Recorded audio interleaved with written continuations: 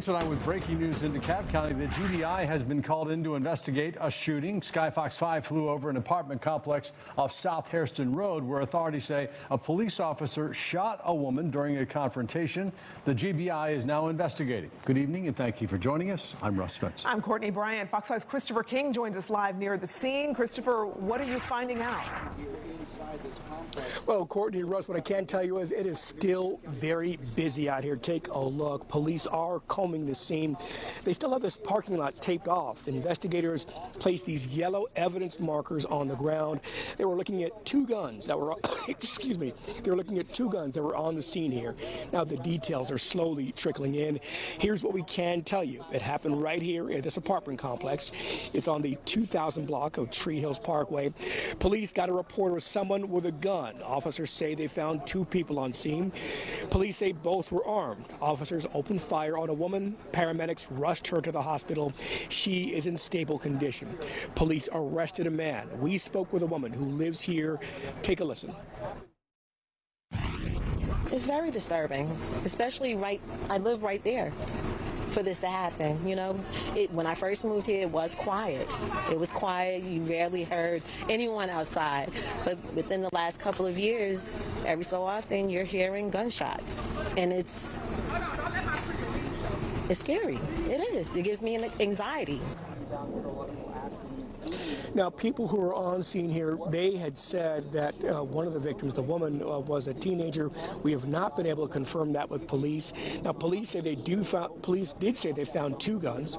The GBI is investigating, and we are working to get more details. Stay with Fox 5 on air and online to get the very latest. We are live in DeKalb County.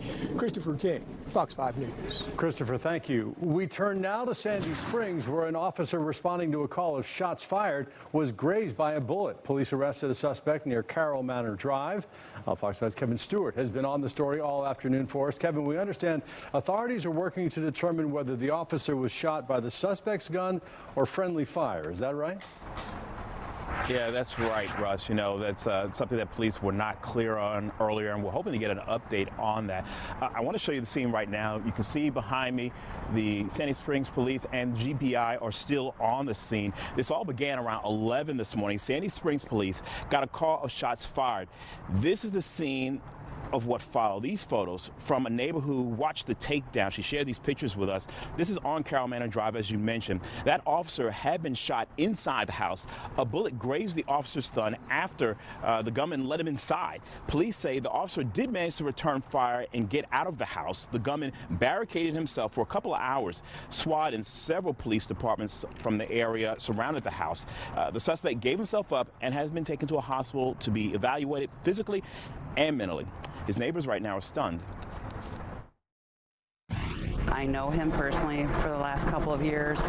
He's a very nice man. I hear that there's some troubles to let one of the police officers know that he's a really nice guy. Obviously, if he shot somebody, that's not good. He motivates people every day. He's a trainer. He teaches people how to get excited for life and motivate, so I'm shocked that all this is happening. All right, there's still a lot of work here to do to sort everything out. It's unclear why the shots were fired in the first place. But again, the great news is that officer is going to be okay, and the suspect has been taken to the hospital to get a thorough evaluation. We're live in Sandy Springs, Fulton County. Kevin Stewart, Fox 5 News. Glad that officer appears to be on the mend. Kevin, thanks. It's day 3 of the search for 6-month-old Nakai Pratt. Clayton County police say the baby's father is a suspect in his disappearance. Fox 5's Kim Luffler is at the apartment complex on Valley Hill Road where that baby was last seen. Kim, what do we know about the search and about the father's criminal history? Well, Clayton County police officers are continuing to investigate at this hour. We just moved a little bit further towards the front of the complex, and as you can see, they're really kind of starting to focus in on this building. This is the first time we've seen them search this specific building. We just saw them fly a drone into the basement area here as well. It had been really quiet here all throughout the day, and then we saw police return to the scene here shortly before 4 p.m. Clayton County police told us earlier today they were examining evidence that they had collected conducted over the last couple of days to determine the best location to search, and then again returned here at 4 p.m. Now, here is what we know so far. Clayton County Police arrested Nakai Pratt's father, Antonio Pierce, on Monday on unrelated charges to his son's disappearance. He faces a possession of marijuana charge and multiple traffic violations. Police say they originally got called to this apartment complex for an alleged robbery and kidnapping a little after 8 Sunday morning. Police say Pierce said he was robbed at gunpoint for his valuables, and the robbers took his 6-month-old baby from the car seat he was in and fled the scene. Police say investigators got suspicious of that story due to inconsistent testimony, along with evidence they say points to foul play. Now, Clayton County court records show Pierce faced simple battery and cruelty to children charges in 2022. Now, take a listen to one neighbor we spoke to about the ongoing search here over the last couple of days. And I was just like, you've got to be kidding, you know, and I mean, it's just shocking. It's just sad. It's really sad. Because everybody knows him, you know. He was always very nice to me.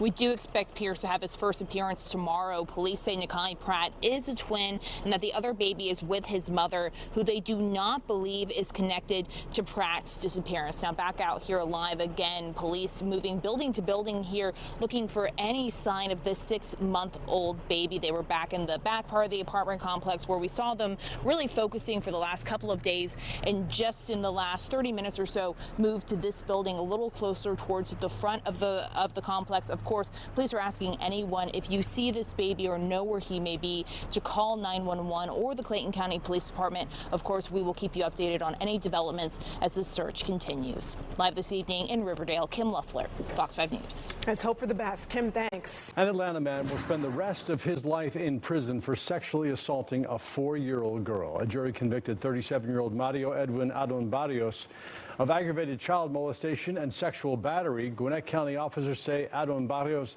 attacked the child in 2023 at a home.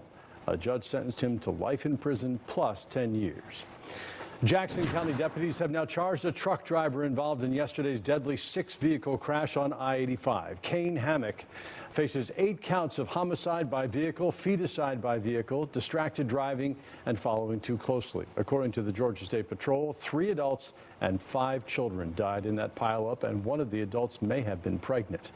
The accident shut down all northbound lanes of I-85. Investigators say Hammock from Gainesville was driving a semi-truck and hit the back of a Dodge van, which set off a chain reaction involving 4 other vehicles. The van caught fire after impact, and all 7 people inside died. An 8th victim was later found at the scene of the crash. Now to a news alert. Crime Stoppers is offering a $5,000 reward for the arrest of a suspected armed robber. Atlanta police responded to a robbery on Griffin Street on September 5th. The victims say the suspect waved a gun and demanded the victim's belongings. No one was hurt. Police described the suspect as approximately 40 to 50 years of age, bald, wearing a white tank top with gray sweatpants, and had a brown book bag. In Carroll County, we now have an image of the moment an escaped inmate was taken back into custody. David Emsley Wheels was found in the Villa Rose Road area, close to where deputies say he walked off a work detail yesterday. He's now been charged with felony escape. Authorities say Wheels was a state inmate, not a Carroll County Sheriff's Office inmate. Officials have not said how they tracked him down.